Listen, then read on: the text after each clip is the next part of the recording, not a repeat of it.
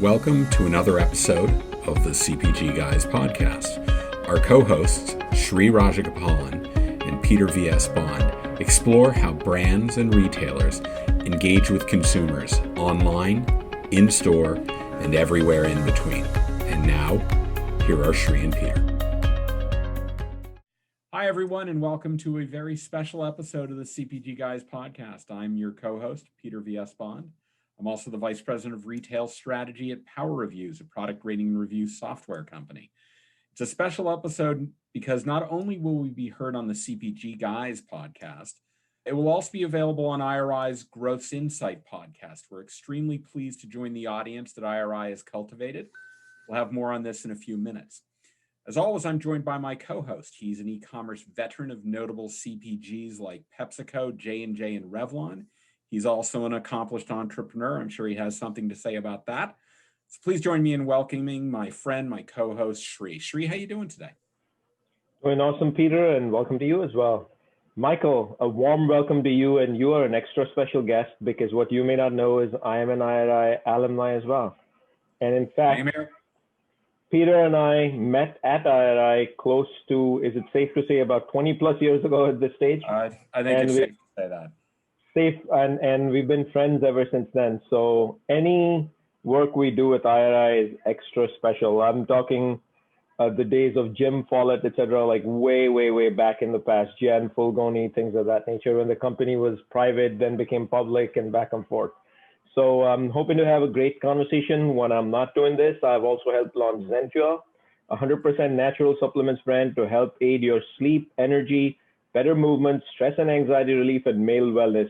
Do check it out at www.zenfuel.com or search ZenFuel on Amazon. That's ZenFuel. ZenFuel, where your happiness is our ambition. Thank you, Sri. Before we get to our guest, I want to remind our audience that you can find all of our content, our podcast on 15 plus platforms, YouTube channel that includes playlists of our profit series, our retail series, and our women leadership series, so much more. Just go to cpgguys.com. And for our native audience, please make sure to subscribe to the IRI Growth Insight podcast.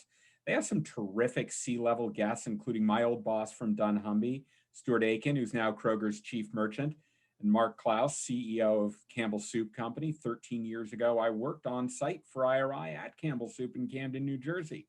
So it's a big IRI love fest today, and there's a reason for that.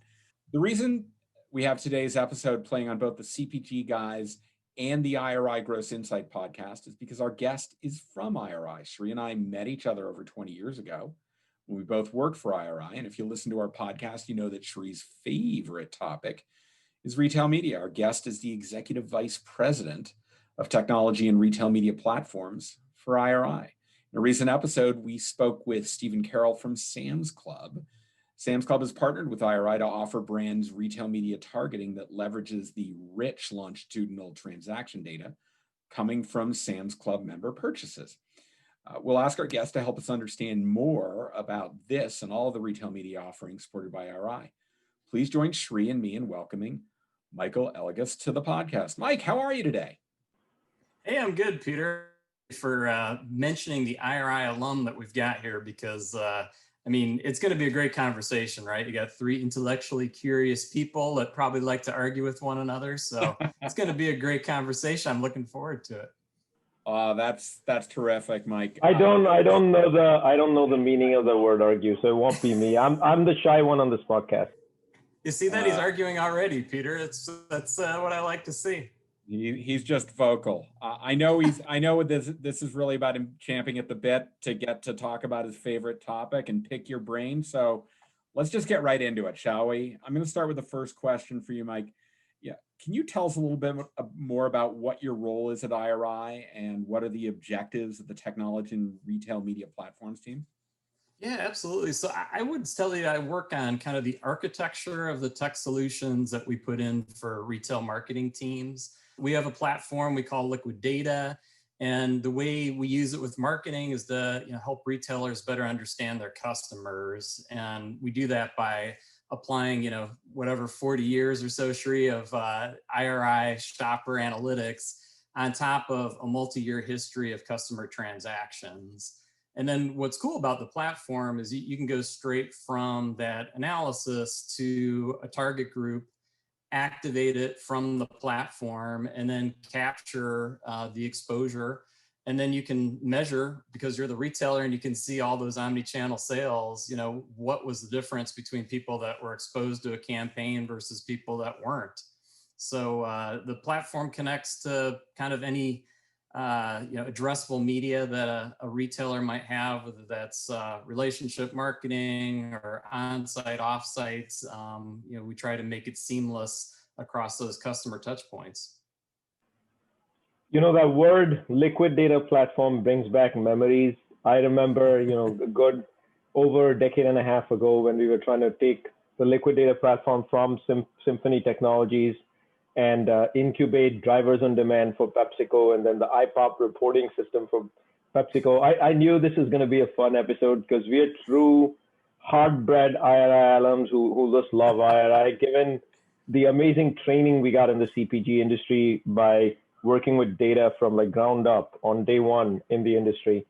Sri, when I remember when I was at IRI, when they were launching it, I had to sign an extra NDA and I couldn't even mention the name Liquid Data in the halls freely of IRI. It was so super secret when they launched it. And what a massive success that platform has been. So we're going to jump into arguably what we've already declared is my favorite topic, and it is, you know, having led large P&Ls the last 8 years in e-commerce, you know, Peter mentioned brands, you know, whether it's for Revlon, Johnson & Johnson, Frito, PepsiCo, really doesn't matter. One of the areas that I've felt is a weakness for very large brands is this evolving notion of true retail media, aka on-site search, SEM search. That could be with the Amazon Media Group, could be with the Walmart Media Group. If you go back 2-3 years in history, it's kind of like a monopoly of the Amazon Media Group, and it's really Google. There's Criteo and external engines and things of that nature. And I feel to the day, to the T, brands still haven't understood the value of retail media, that it's truly the entire spectrum of the funnel and not just one portion of the funnel. And you can actually attribute end-to-end success on the dollars you choose to invest. So I'd love to hear your thinking around how this has evolved over the last decade, maybe the last 5 years since it's been prevalent, and here, what is table stakes in 2020 given, and Peter cringes when I use the word 2020 because he gave it a half-star review about a couple of days ago at our daily one question, one answer series on Instagram, which by the way, users, you can check out. So if you can share with us your viewpoint, how's this evolving? Where is this going to go? What should brands do? That would be awesome. Yeah, I would give 2020 a half star as well. And, you know, I don't know, table stakes, I guess to me is the purchase data, right? I mean, the reason omni-channel platforms are growing so fast is because for CPGs, purchase behavior is a great indicator of what people are going to go do. And so if you can get that data in a way that's leverageable so that you as a retailer can connect a brand to the people that it's going to be relevant to, you know, you've done a great service. And so, you know, making that accessible, leverageable, scalable for, you know, your supplier partners, I think is the table stakes at this point. You know, the next piece to me is it's got to be driven by closed loop, as you said. Incremental sales should be the true north. If you're a retailer, you can make that connection point. We don't have to rely on leading indicators anymore. We can actually have true performance-based marketing and see the people that saw your ad buy more or not. So table stakes is get it in real time so that you can optimize in campaign. And Steve from Sam's might have talked a little bit about the fact that, you know, they're on that journey right now of creating the flexibility within their media buying so that we can take that real-time buy signal and use it to change the mix of where we're delivering messages, what creating, you know, what's the right of touch to get somebody to take action without wearing them out. And I'll tell you that the future to me, and if Andrew Appel, our CEO, was here, he'd be elbowing me right now saying, you know, lifetime value is where we want to.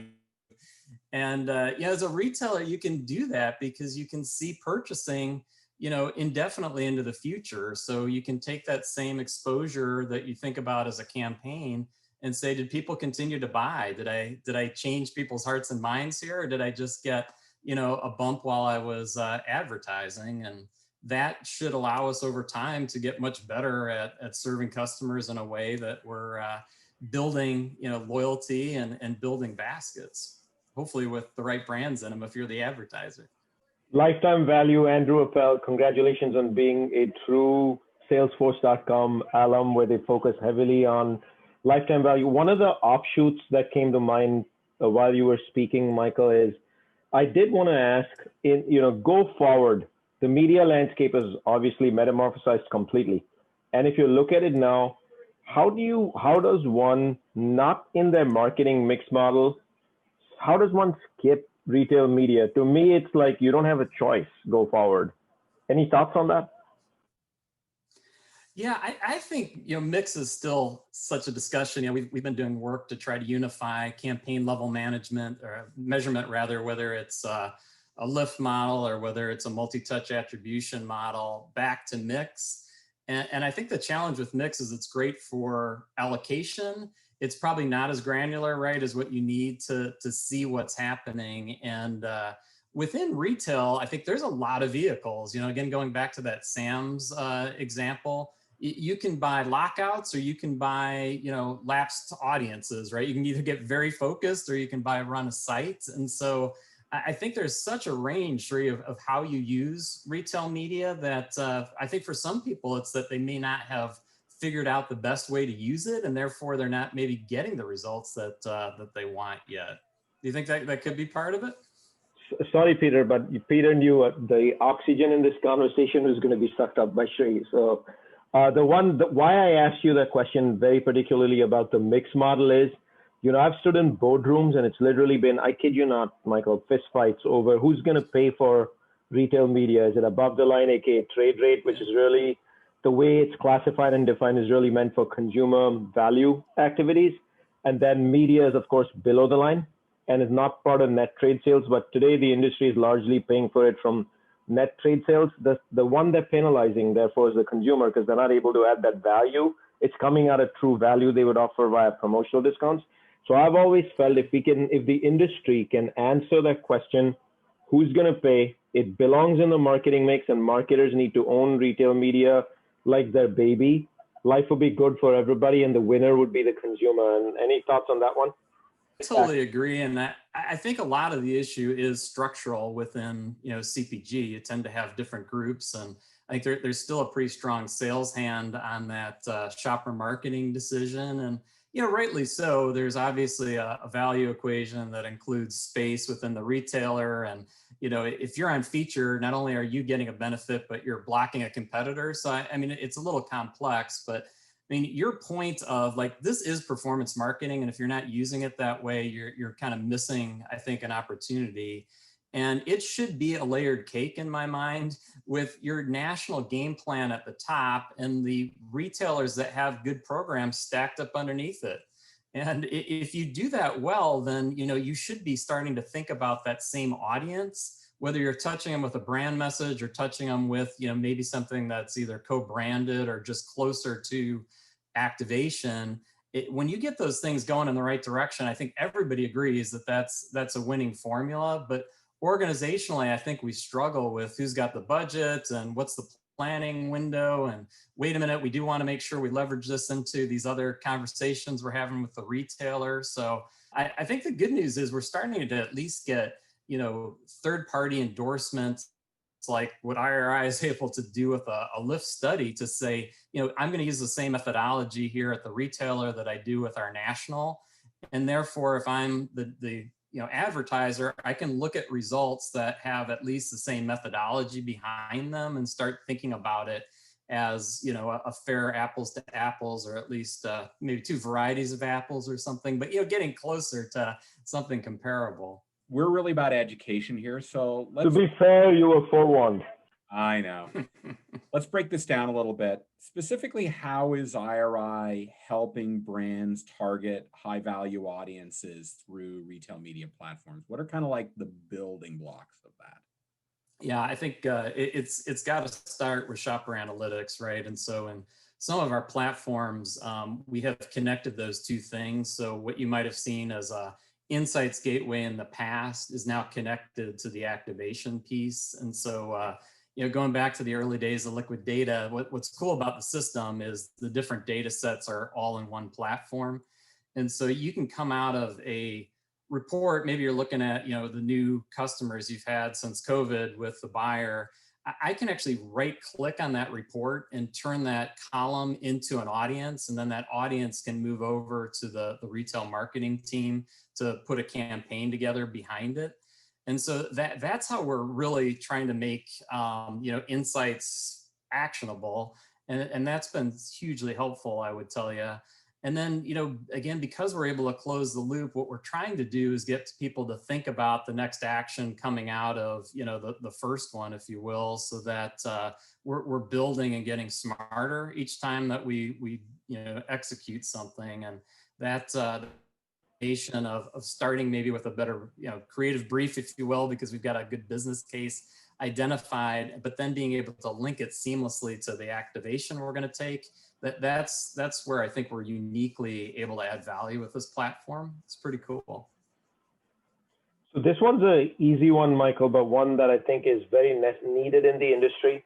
And that is, the journey to insights, analytics, and performance management in the offline world largely started and ended with one of two vendors in the industry, and you're representing one of them, which is IRI.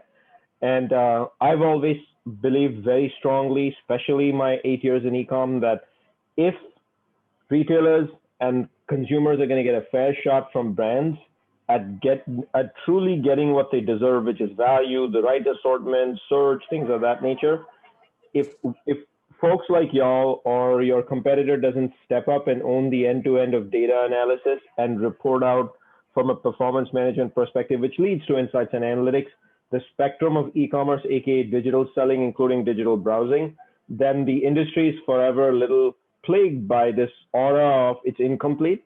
So I'd love to know if you can share with the audience, what's IRI's outlook towards using technology or other platforms to kind of get into this space and then enable, as a result, retail media for brands?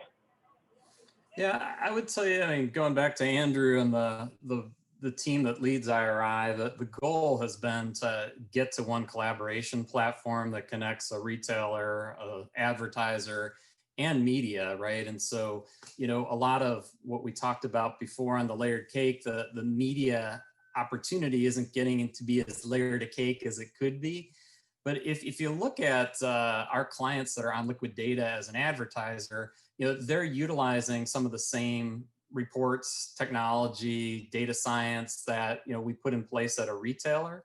And today that connection is largely people logging into two different systems and then having a conversation. But we're starting to get challenged by our larger CPG clients to connect these things so that you could go seamlessly from their version of the platform to a retailer's version. And we think that's very doable from a technology standpoint. It's another one that takes some behavioral change and organizational change. But if we can get that foundation in place, when you think about then the publishing world, and particularly some of the more innovative DSPs, think about like the Trade Desk and DV360, vision where that whole ecosystem could be attached and that people's privacy and IP could be protected because we've got a system that can protect at a cell level what is being exchanged. So I think, I don't know if I'm talking too far out into the future with that one, Sri, but I really believe that that's where it goes over time, because if you're going to serve customers well, you got to be relevant. If you're going to be taking money from advertisers, you got to deliver results. And that starts to come together when it all lives in a platform that communicates. That's great, Mike. My question relates to where the industry is and its capabilities around retail media.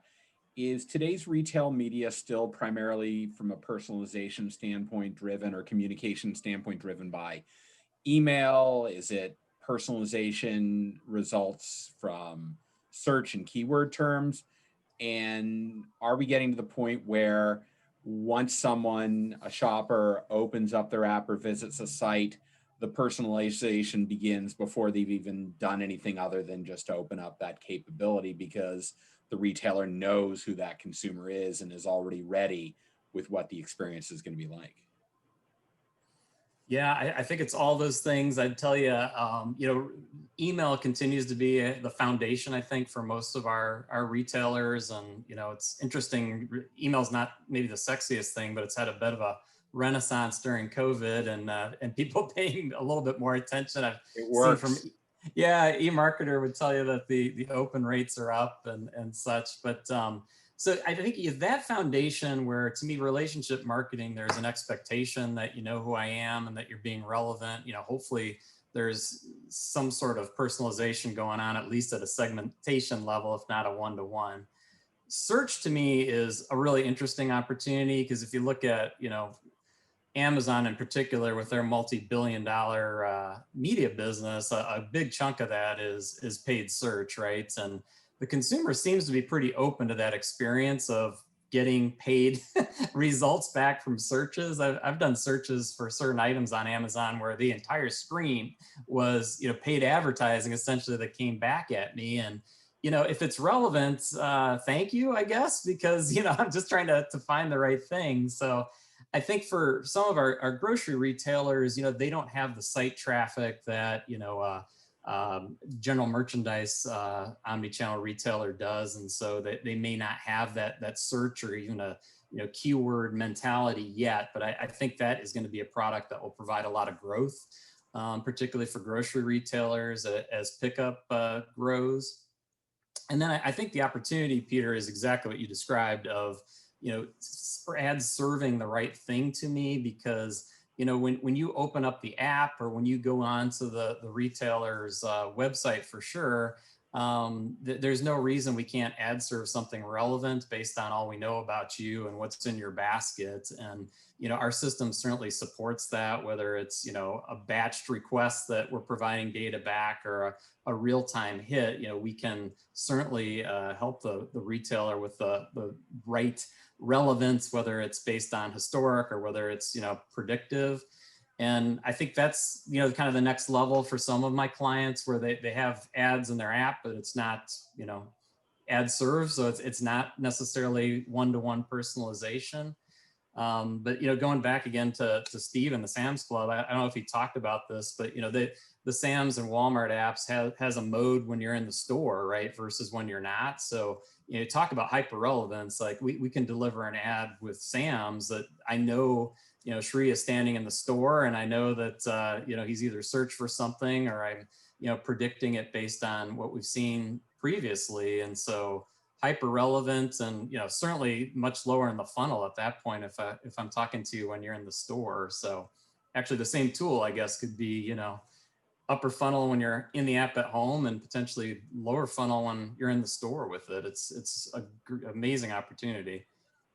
Speaking of that very opportunity that you mentioned, this world of retail media and digital, while the KPIs for success in retail media are actually derived from offline, it gets so complicated and confusing. Words such as CPM, impressions, conversion, CTR, CCVR. I mean, this list is endless. Then you look at Amazon, it's like glance views. And then you look at someone else, the platform is radically different, because the ROAS on one retailer, which is super regional, versus a national retailer like Walmart, is never going to be the same, because the eyeballs don't exist. And then that forces the dollars to go below the line versus above the line, and vice versa. But if I asked you to pick one or two KPIs as what you think are the most relevant for the future in this retail media led world, what would you pick? Because it's just such a plethora. Like at the end of the day, in the offline world, if we had to pick, we'd say net sales and profit. Right. No, I think incremental sales is where it's going. And, we have products outside of retail to measure, linear TV. We're using location to try to understand the return on a billboard or an event. I mean, there's no reason in today's connected world that you can't start to get to at least an approximation of what the incremental sales is. So I think it needs to go there. And, candidly, I think because the media industry was built without what a brick and mortar or omni-channel retailer has as a sales signal, we've gotten very dependent on systems that feed off of, click-throughs and all the other, leading indicators that you mentioned. And it's hard, I think, sometimes to push those systems aside and say, that we don't have to do it that way any longer. But certainly performance marketing is what the way I think of retail. And I think, as we talked about earlier, that should start to ladder up to lifetime value, because I should be not only thinking about what the incremental sales were from the campaign, but I should be looking at whether, buying stayed at a higher level post-campaign, whether new buyers continued to buy. Now you start to change the equation dramatically, because you're opening the window right to a much longer period of time to say, is my ad having an impact or not? And that's ultimately what you're trying to do with brand advertising, right? You're trying to lay the groundwork for ongoing and continuous buying. And so, even if it's upper funnel, I would argue upper funnel is just, future projection of what you're going to buy is what you're trying to measure. It's got to go back to incremental sales. So Michael, if I came back to that very statement and we said performance marketing, right? When you started answering this question, obviously the name of the game is to optimize your performance marketing and drive the number by improving your ROAS, etc. I would love your viewpoint on what about growth marketing, which I primarily see as SEO-based content, which is the world Peter is in. What we're seeing in like grocery in particular, when somebody searches for something and makes a decision and it gets on a shopping list, it's going to be there by default, right? Until you create enough friction to make me want to change. And so as you think about like the extreme of, I'm talking to Alexa or Google Home, and it is ordering, paper towels because I said paper towels, and it's already, hard coded what that paper towel is. I think search and what people do, with their own properties to try to help you manage your shopping list is going to be, just critical to win for the CPG, because again, it's going to be hard to change. I have a certain level of engagement with certain products and it's lower with others. And so once I've made a choice, like getting me to rethink whether I'm using the right, fill in the blank, low engagement item, it's going to be really difficult. What I was really trying to get, Michael, is, the world of performance marketing, the numbers are absolute numbers and they can be optimized. Mm-hmm. But to win in this space in retail media, that alone requires the support of growth marketing, which is making sure that every campaign you run has the best ad from an SEO standpoint. Traditionally brands write their copy based on the story they want to tell. That doesn't make it SEO, because the story that must be told has to wear the lens of the consumer, which is like radically different from how most brand leaders are trained and CMOs are trained. So I just wonder, even if you're putting money and investing into these amazing performance marketing campaigns, but you're not focused on the growth marketing aspect, will it really yield the optimization that you're looking for? Yeah, no, I think that's a fair point. I mean, there's a part of me that's kind of old school and will tell you, a relevant ad without a perfect story can still be pretty impactful if it's delivered in the right place at the right time, the right person. But that having been said, I think one of the, challenges I saw in my old life and in this one is, the creative needs of these channels has not kept up with the technology, right? Having the right versioning, having the right choices, I guess, so that I can match what I know about the person and, the need state to copy that or creative that delivers against that and is engaging. I mean, that to me is next level stuff that I think is under-resourced today. You see a couple industries that do it really well. I think of like auto, for instance, where they can version video for different markets, where you've got different, incentives, and you've got different creative because the car is on the beach in Florida and the mountains in Denver or whatever. It's like there are models of how to do this, I think, and get your story across the different channels. And I think that's a huge opportunity to improve performance, no question. Well, I agree with you, Mike, and I think about the vast data resources that IRI has at its disposal. Obviously, the longitudinal loyalty data with point of sale included. And then I think about ecosystem data like health and wellness lifestyle attributes that allow you to create customer segments of people who are living a gluten-free lifestyle or a non-GMO lifestyle. And all of a sudden now you can build personalization strategies for a consumer the minute they hit the app or the site. So tremendously powerful tools. And I would also add, I agree with you on the incrementality of being the core measure for KPI in addition to lifetime value. When I was leading brand and category personalization for a big national retailer, I didn't execute any type of personalized email, direct mail, register coupon, or mobile app campaign if I couldn't measure the net product lift and the net margin impact. That to me is table stakes. If you're putting stuff out and not measuring it, you shouldn't be doing it. So what I want to get to is something that Shri mentioned earlier, which is about where IRI is in terms of supporting the industry. Particularly, I'd love to hear from you why you think retailers are partnering with IRI to enable all of these capabilities. What are kind of like some of the under the hood or behind the scenes technologies that you and your team are bringing to the equation here? Yeah, I think it's really driven by the need to collaborate. If you think about a lot of the MarTech stack, it was built for marketers, and in some cases, it was built for groups within marketing. Right, the email team would prefer not to be bothered by the social or digital team, and I don't have that luxury in retail for the most part. It's the collaboration with merchants and key suppliers that is driving the agenda. And then that needs to dovetail with what the marketing team knows is right for customers, in a broader focus of the retail brand. And the ability of liquid data to put everybody in one platform and allow that collaboration to happen in a secure, privacy safe way is just something that other companies haven't even designed against, because that wasn't the brief. If I'm just a CRM system by itself. So I think that's really one of the keys, is that ability to let the organization into the marketing process and allowing that collaboration to take place. And then, as we talked about, because we're having the same learnings at the same time, because it's based on incremental sales and not maybe a brand score or something that feels, fluffy to the rest of the organization. You've got people saying, yeah, we're building loyalty, we're building share of wallet. We can see the results in the system. These marketing metrics are matching what I'm seeing in my merchant dashboards. That's really the secret sauce, I would say, behind the liquid data platform.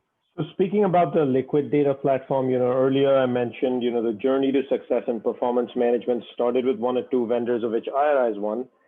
If you're looking at online shopping, offline shopping, and everything in between, which really makes it omni-channel shopping, how is IRI putting together solutions today to enable brands and retailers to be able to measure everything across the omni-channel spectrum of how a household or a shopper is engaging and buying brands? Yeah, so we ingest it all, Shri. Like, we don't necessarily care in the system that it transacted at a particular store or on .com. Most of our clients want to look at what happened with pickup, which most are putting in the .com bucket, but it is a little different customer behavior. So if you look at most of our standard reports, including our lift measurement campaign reports, we provide a toggle so you can see omni-channel, or you can see just what we would consider e-commerce, or just what they might consider brick and mortar.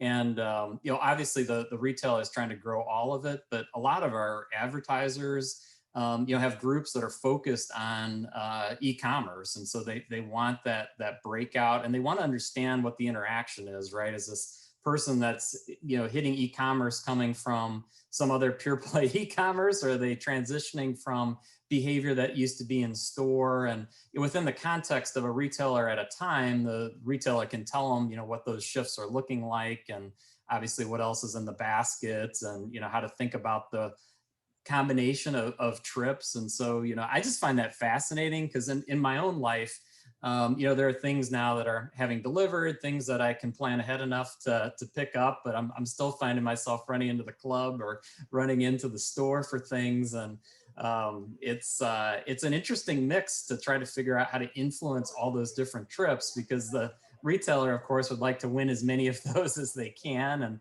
the brand wants to be wherever that customer is going to purchase. So figuring out that shopper journey is part of what's possible for a retailer, because they can see all the channels if they bring them into one platform. Michael, is it safe to assume for our audience here that as you're giving us a peek under the tent here, somewhere in the near future, that from a reporting standpoint, at least a performance management standpoint, at least, that brands will truly be able to see the end-to-end of where their products are sold online, offline, et cetera?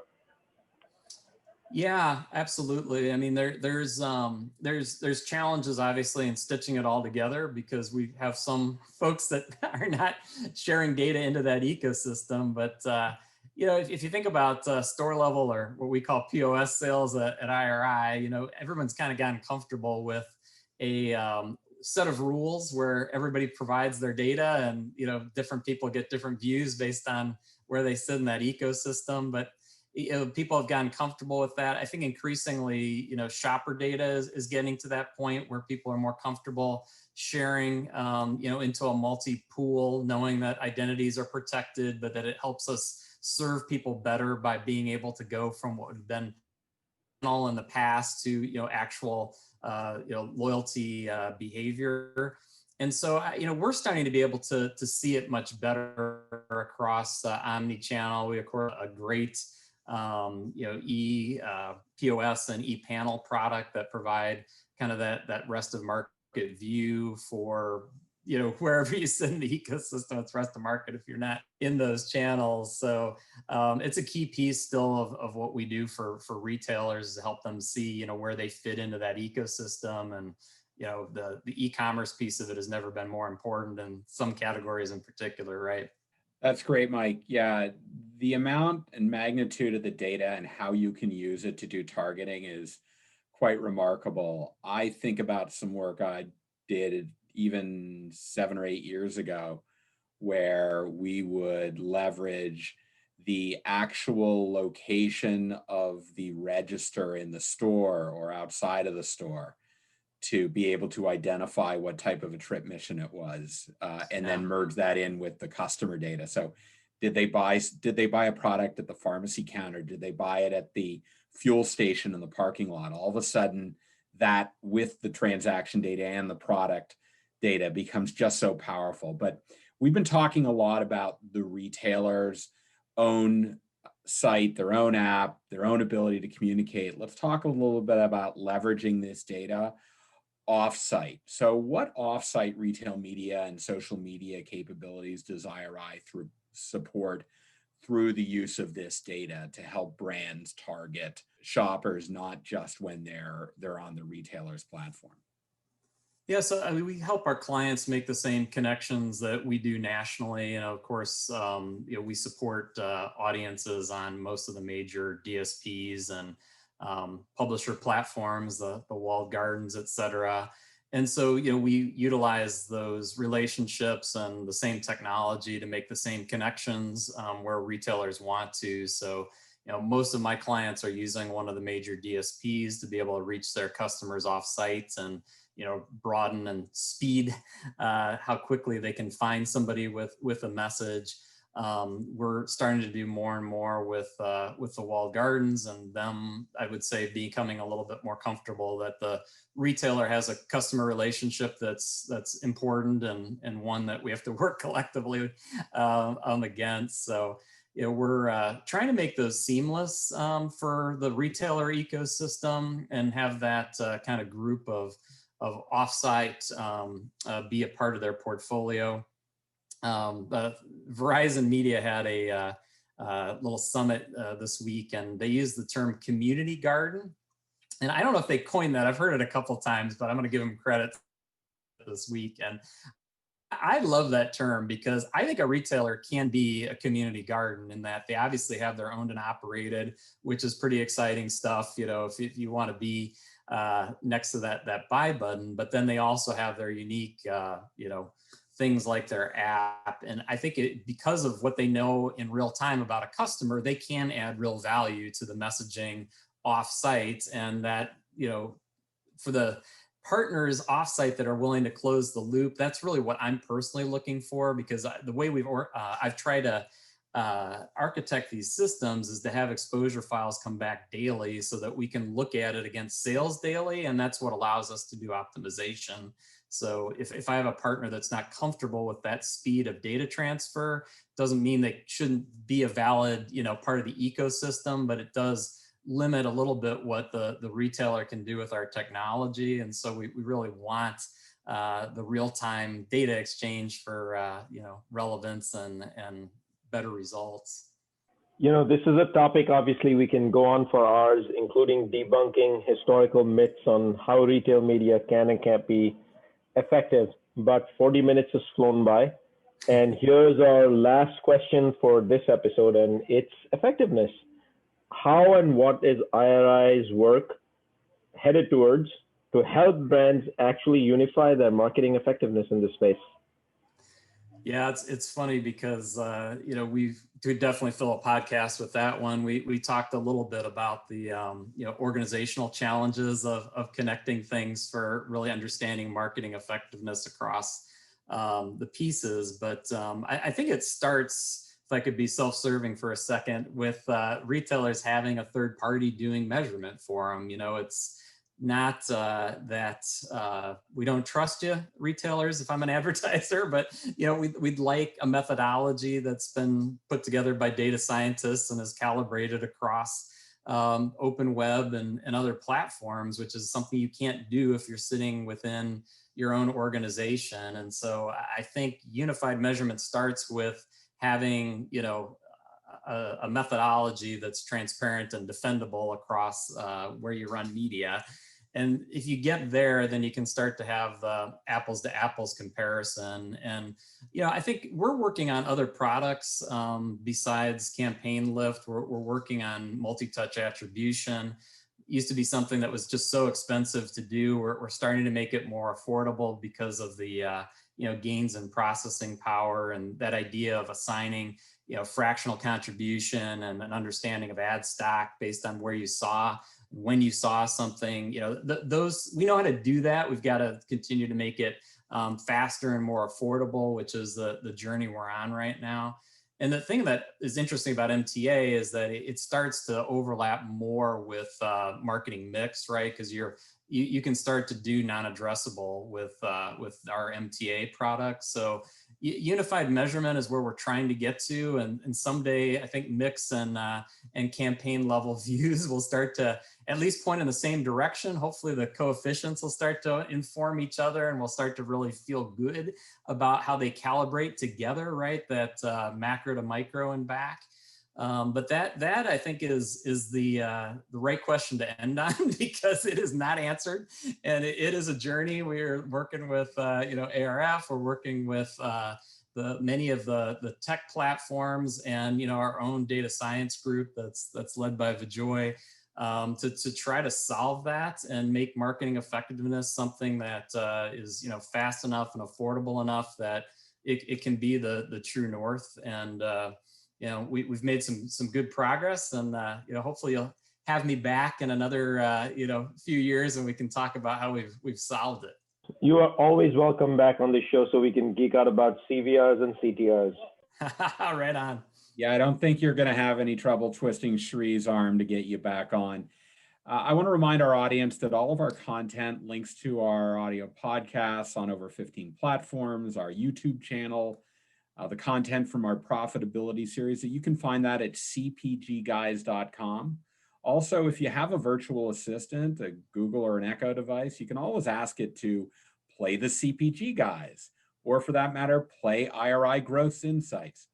So Mike, thank you so much for this tremendous conversation. Shree and I loved geeking out. It is Shree's favorite topic. It secretly is mine too, because I come from a loyalty world where personalization drove so much engagement and all measurable. So I'm very excited to hear that's really where IRI is taking this.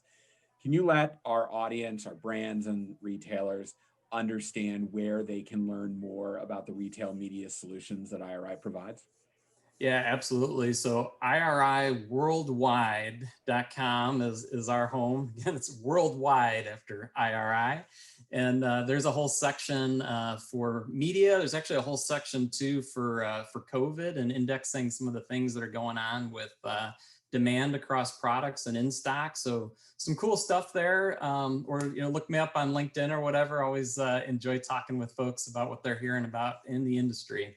Yeah, Mike, we'll include your LinkedIn profile in the notes of the podcast. So if anyone reads like us, all of those notes you'll be able to find directly. Thank you so much for this. And let me turn to Shri for a second. Shri, wow, I know you are just giddy as can be today. Thanks as always for joining me on this journey. It was a tremendous conversation. Peter, thank you so much. This is always a pleasure doing these week over week, now episode over episode with you. Michael, thank you for engaging with us, most importantly, on every single question and bringing your valuable insights on not just on behalf of IRI, but also yourself. Sincerely, thank you, and we'll hope to have you back soon, perhaps after the holidays, to discuss how the retail media season went for holidays 2020. Love it. Thanks, guys. Great. We'd also, Shri and I'd like to thank IRI for the opportunity to join your Gross Insight podcast and to reach your audience and to your audience and our audience. Don't forget to leave us feedback. Shri and I read every bit of feedback that is published. So if you go to the Apple Podcast platform by visiting tinyurl.com/Apple CPG podcast, you can leave a rating and write a review. We look forward, as always, to everyone joining us on the next episode of the CPG Guys podcast. Goodbye.